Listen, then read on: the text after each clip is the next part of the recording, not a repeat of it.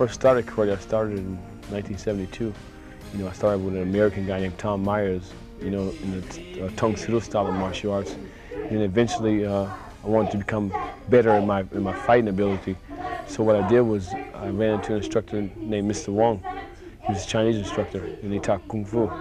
And what I did from there is they had these little underground tournaments where you can go and you fight full contact and bare knuckles and barefoot, you know, you go out there and whoever wins, the person standing wins. You know, it could be a knockout, it could be by decision. So I fought 35 of those type of fights, and then got some sense in my brain and understood really what martial arts is all about. I've been pretty fortunate and pretty lucky. I think the most important thing to my career was physical fitness. I was in really good shape, and I think if you're in good shape, it'll keep you away from injuries. I won all my fights. You know, the first couple fights that I had, they were with friends. You know, and when I first fought, one guy was a really good friend, and you know, I said, geez, I gotta fight him. You know, and I said, we talked about the fight, and I said, hey, you know, all you'll get is $100, so let's don't go out there and try to kill each other, you know, and he said the same thing. So I went out, and we were goofing around. You know, my daughter, my son, my wife was there at the fights, you know, and I'm goofing around. All of a sudden, this guy kicks me, and I said, oh, this guy was my friend. He kicked me and hurt me, you know, cut me open. So I said, geez, the bell rang. We went to the corner. My instructor started yelling at me, you shouldn't play around with this guy. You gotta go out there and take this guy out, take it serious. And then I got mad, you know. I told the guy, I said, I thought you were a friend. I said, forget it, this is it. You know, I started screaming at him. I said, you can't hit hard enough to knock me out. I just went kind of berserk at the time, you know. And I went out second round and got rid of him, knocked him out. And then from there, I went on to other fights. And I was, eventually, you know, I fought 35 times. And out of those 35 times, there's only one fight that I almost lost. Me and this guy hit each other at the same time. I'll never forget it. It was in Pittsburgh. Hit each other in the jaw. I hit him in the nose, hit me in the jaw, and we both fell. Both fell down on the ground. I was shaking, and he was out. I was lucky enough to get up. I split his nose wide open, and I got up, and I won the fight. You know, it was one of those things. But that's the first time something like that ever happened. You know, and that was probably the guy the most ever respected a fighter at that time, because this guy he was good kicker, good puncher, and he was in good condition.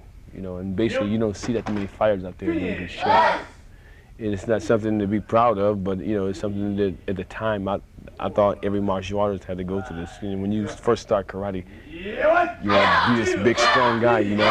But then I started learning a lot about the mental aspect of it. And then I said, well, I don't need to do this. I love martial arts, and I just want to get out there and do it for the fun of it, you know, and get as much as I can get out of it. So then that's when I quit. And I started fighting, I fought PKA for a while, you know. And then I felt like I was putting too much time in training and not getting anything out of it. Fought 13 fights in PKA. I won 11 fights and lost 3. At that time, I didn't have good trainers. I think in order to fight a game like that, you got to have a good trainer. Because if you don't believe in your trainer, you can't believe in yourself. And at that time, I didn't believe in my trainers that well because, you know, they didn't have the experience because they put me out there with people that I should have never gotten out there with, you know. So I learned a lot that way. And then I did that 13 times and I quit and then ended up doing point karate. I fought for the United States for about 8 years. I tell you, you know, it's been a great experience for me because I got a chance, you know, in 1978 to go to Africa, you know, just before the apartheid. You know, I went to South Africa. And I was the first black guy who ever defeated a white man, you know, and I defeated South African champion. And I was only 18 years old. When I fought this guy, it was unbelievable because he never lost a fight. He had never ever lost a fight. I beat this guy in about 40 seconds.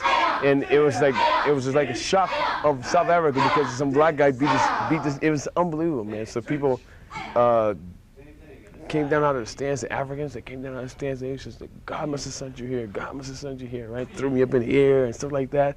And what they did was the government, people from the South African government came and got me, took me back to the hotel because they didn't want me to be around the people. Yeah, I would love to go back because I think that for the black people, I think I could do a lot, and I think I can do a lot for the white people. It's just that, you know, when you go over there, I don't go over there for any race. I go over there to show that we all can be equal. We all can do this, we all can do that. You know, when I first started karate, you know, I saw Bruce Lee, And then I said, you know, I'd like to become a world champion in karate first. Because without being a world champion, you have no opinion. People won't listen to you, you know? But it seems to be, if you meet the right people in this business, then you can get there, you can get on top. But my goal was, I had a high school education, but I didn't have a college degree, you know, and I didn't want to, I had an opportunity to go to college, but I wanted to go fight for the world title, so I took that instead, you know. And I felt like if I could win a world championship, that'd give me a shot to come out here and maybe become an action star. I wanted to be like Bruce Lee. My goal was to be like Bruce Lee. I wanted to be just as good or better, be able to have the same type of body, same type of kicks, same type of speed. I wanted to be just like him. So I just started working, you know, and I started working and trying to achieve my goals. I used to write things and put them on my refrigerator.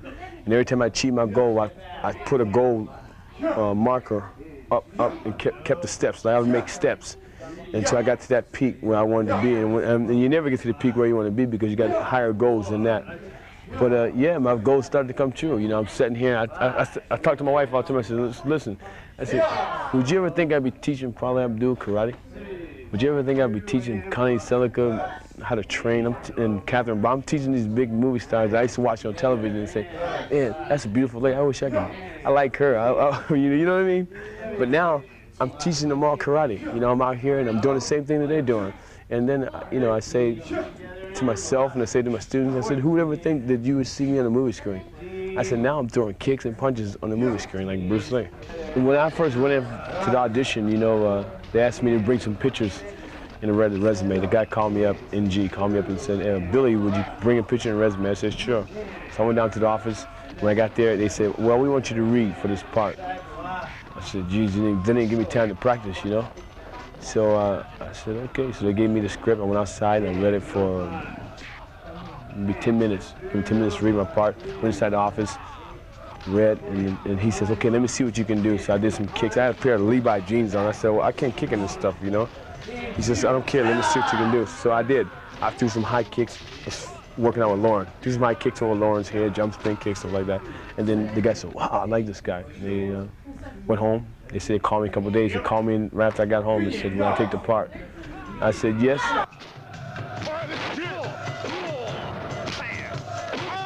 When I came back from Hong Kong, they called me on this movie that I was doing with Bruce Willis. That I went in for an audition like 2 months before I went to Hong Kong, before I went to Africa. And they said, I'd like to have you come back in for a reading. So I went in and I read in front of Tony Scott and Joan Silvers. And they said, well, we'll call you in a couple of days. And the next day, they called me and said I had a part. You know, and that was the best thing that could ever happen to me because it's no karate. It's all acting. I get a chance to really show people that I can act a little.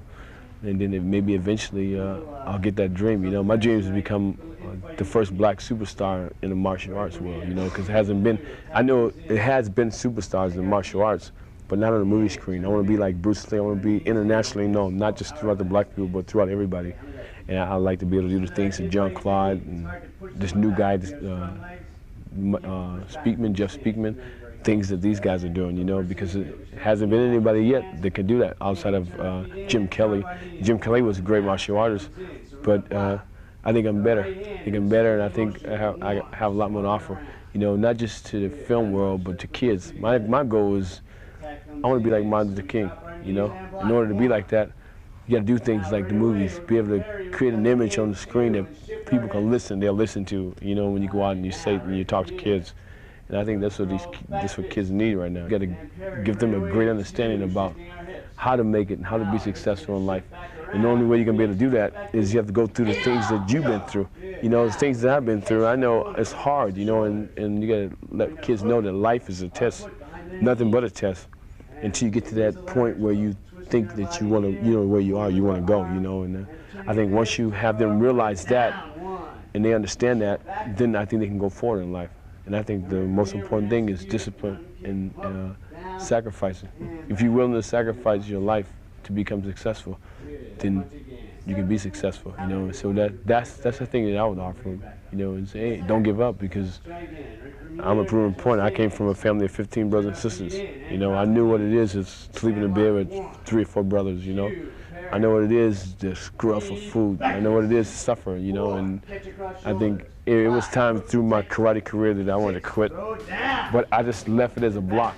thought it was the guy upstairs telling me, well, before you get there, I want to see if you have discipline.